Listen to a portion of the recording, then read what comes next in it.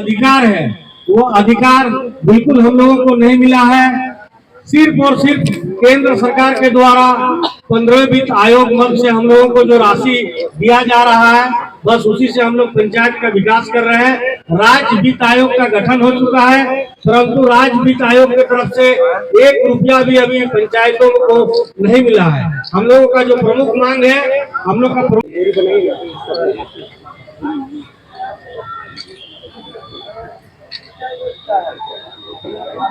हमारे मुखिया संघ झारखंड प्रदेश के अध्यक्ष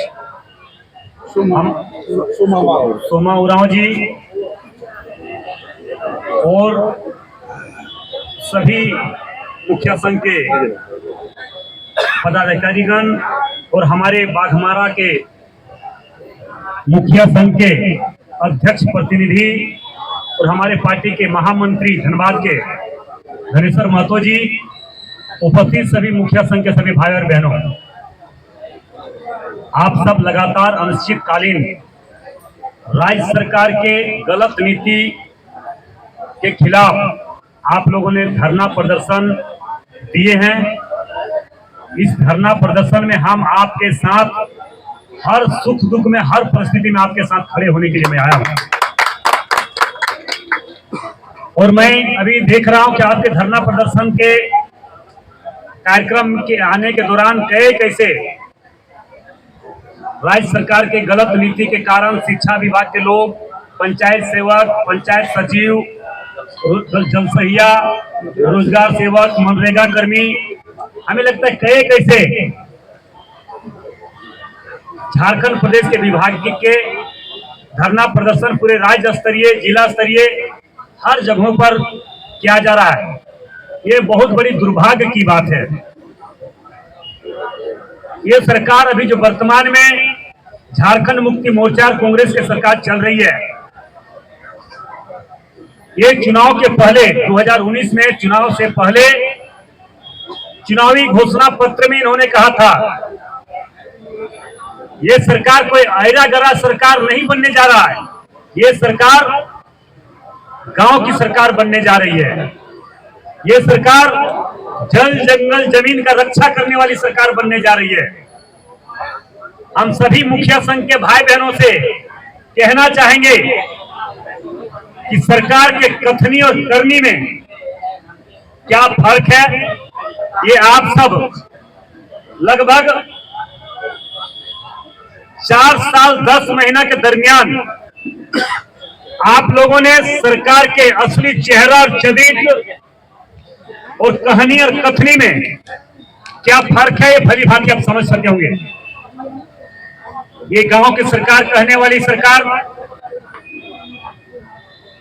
जब मुखिया पंचायती राज का चुनाव हो रहा था उस समय भी झारखंड मुक्ति मोर्चा के लोग बोल रहे थे कि हमारी सरकार बनेगी, पंचायती राज के तहत पूरे राज्य को विकास किया जाएगा,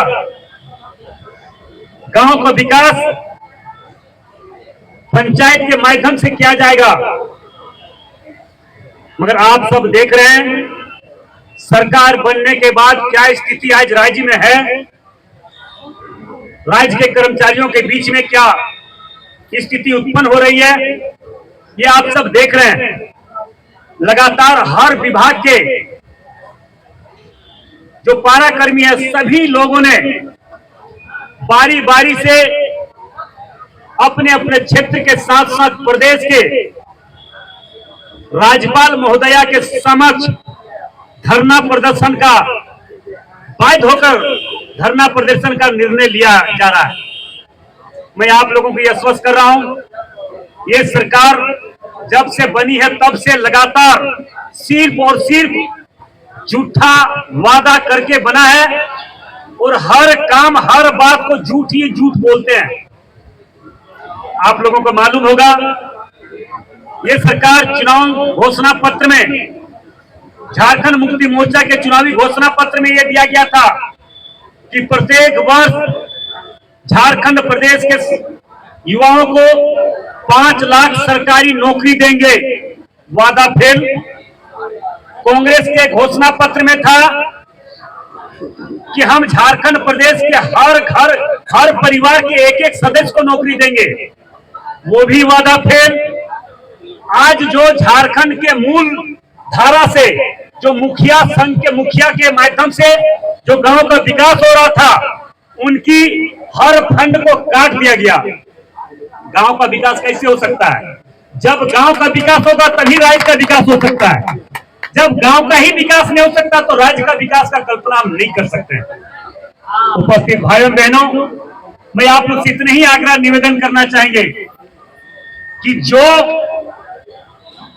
रघुवर दास जी के सरकार में मुखिया संघ के सभी भाई बहनों को जो अधिकार दिया था, उससे भी वंचित कर दिया गया है। इस बात से कोई इनकार नहीं कर सकता। हम किसी आपके धरना में आए कोई हम पार्टी का बड़ाई नहीं, मगर जो सच्चाई है वो बात मैं बोल रहा हूं। इसलिए मैं आप लोग से इतने ही आग्रह निवेदन करना चाहेंगे, झारखंड मुक्ति मोर्चा कांग्रेस के सरकार बनने के बाद लगातार इस राज्य को खोखला करने का काम किया, इस राज्य को लूटने का काम किया, इस राज्य को बर्बाद करने का काम किया, इस राज्य के जल और जंगल जमीन को उजाड़ने का काम किया। ये कोई भी इस बात से इनकार नहीं कर सकता है। मैं आप लोग से यही आग्रह निवेदन करना चाहेंगे, अब वो आवास हो या प्रधानमंत्री आवास हो या पीसीसी हो या बड़े बड़े रोड का निर्माण अगर हो रहा हो, तो आज बालू का स्थिति क्या है आप देख लीजिए। राज्य सरकार के कुछ ऐसे भ्रष्ट अधिकारी है जो चोरी करके बालू भेजवा रहा। थाना में टैक्स जमा कीजिए, आपको बालू मिल जाएगा। मगर मुखिया फंड से अगर कोई फंड मिला, प्रधानमंत्री आवास मिला, राज्य सरकार जो अगुआ आवास की बात बोल रहे हैं, अगर भूले भटके अगर किसी को मिल गया हो तो उसको बालू नहीं मिल रहा है, तो अगुआ आवास कहां से बनेगा? प्रधानमंत्री आवास कहां से बनेंगे? ये सोचने का विषय है साथियों। मैं कोयलांचल क्षेत्र से आता हूं, लोहांचल क्षेत्र से आता हूं। मैं लगातार उस क्षेत्र में, आप लोग media, social media, print media में देखते होंगे, मैंने लगातार माफिया, गुंडा, झारखंड के लूटने वाले, मानसिकता रखने वाले भ्रष्ट लोगों के खिलाफ लड़ाई शुरू से मैं लड़ता रहा हूं। आज उसी विचारधारा पर सरकार का मिली भगत से हमारे क्षेत्र में कोल क्षेत्र है, कोयला माइनिंग क्षेत्र है, वहां पे लगातार अवैध माइनिंग चल रहा है। अवैध माइनिंग के दौरान हजारों आदिवासी गरीब दलितों का जाने जा चुकी है। इसका भी सूद लेने वाला सरकार नहीं है। मैं तो अभी 2 से 3 महीना पहले ही आप लोगों का किसी न किसी तरह से आप लोगों का भी सहयोग आशीर्वाद रहा, मैं इस क्षेत्र का धनबाद क्षेत्र से सांसद बने। उसके पहले मैं बाघमारा विधानसभा क्षेत्र से 3 बार मैं विधायक रहा। मैं विधायक होने के बाद मैं लगातार उस गलत नीति, गलत कामों का विरोध प्रदर्शन मैंने सदन से लेकर, सड़क से लेकर सदन तक करने का काम किया। जब जब कोई इस राज्य के झारखंडी युवा लड़का जब सरकार के जीतने का काम किया, जिसका जीता जाता उदाहरण मैं आपके समक्ष खड़ा हूं। मैं जब जब इस बात को मैंने आवाज उठाने का काम किया कि हेमंत सोरेन जी, कि झारखंड मुक्ति मोर्चा के लोग और कांग्रेस के लोग कहते हैं कि हेमंत है तो हिम्मत है, मेरा भी चुनौती को स्वीकार करो कि अगर हेमंत में हिम्मत है तो मेरा चुनौती को स्वीकार करो। अवैध माइनिंग के दौरान हजारों आदिवासी गरीबों का जान गया है। क्या इसका सीबीआई, ईडीआई, बड़े एजेंसी से जांच करने का हिम्मत सरकार में है? और सरकार के कोई विधायक ने जवाब दिया, न सरकार के पास कोई जवाब था, क्योंकि जानता है कि सरकार इस चुनौती को स्वीकार कर ही नहीं सकता है। और चुनौती को स्वीकार करता तो सरकार फंदे पर फंसने का काम करता। इसलिए कभी भी यहाँ के झारखंड मुक्ति मोर्चा कांग्रेस के सरकार बनने के बाद कभी भी गरीब, शोषित, पीड़ित, आदिवासी, दलित झारखंड के प्रति सोचने का काम नहीं किया। ये सिर्फ बाहरी भीतरी एक भी झारखंडी नहीं है, कोयला लूटने वाले लोग एक भी झारखंडी नहीं है। अगर एक भी झारखंडी होगा मैं संन्यास ले लूंगा। मगर उसके बाद भी ये बाहरी भीतरी का नारा देकर यहाँ के लोग को सिर्फ बरगलाने का काम करता है और झारखंड को लूटने के लिए बाहर से क्रिमिनल और गुंडा मंगवाकर उससे तालमेल कर बालू लुटवाया जा रहा है, कोयला लुटवाया जा रहा, वो एक भी झारखंड प्रदेश का नहीं है। इसलिए भाई और बहनों, मैं आप लोग से यही आग्रह निवेदन करना चाहेंगे, मुखिया संघ के भाई बहन और जितने भी हमारे विभाग के सारे पंचायत सेवक, रोजगार सेवक, जितने हमारे एडहॉक कर्मचारी भाई बैठे हुए हैं, सभी लोग, आप लोग गांव के एक एक व्यक्ति से जुड़े हुए हैं।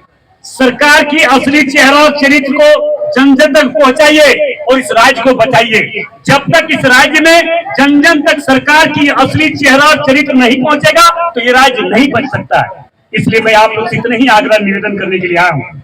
आग्रह के समक्ष रखी है वो एक एक जायज, एक एक मांग आपका जायज है। उस मांग के साथ हम आपके साथ खड़े हैं और सरकार में जरा सा भी नैतिकता है, गांव के प्रति दर्द है, गांव के गरीब जनता के प्रति भावना है, गांव को विकास के क्षेत्र में अगर आगे बढ़ाने का सोच है तो आपके हर 29 मांगों पर विचार करते हुए, आपसे विचार करते हुए इसका निदान करने का प्रयास करें। अन्यथा हम जानेंगे कि सरकार जो अभी बनी है झारखंड मुक्ति मोर्चा कांग्रेस की सरकार, वो गांव विरोधी सरकार है, गरीब विरोधी सरकार है, आदिवासी विरोधी सरकार है। यही हम सोचेंगे और राज्य के लोग भी समझेंगे।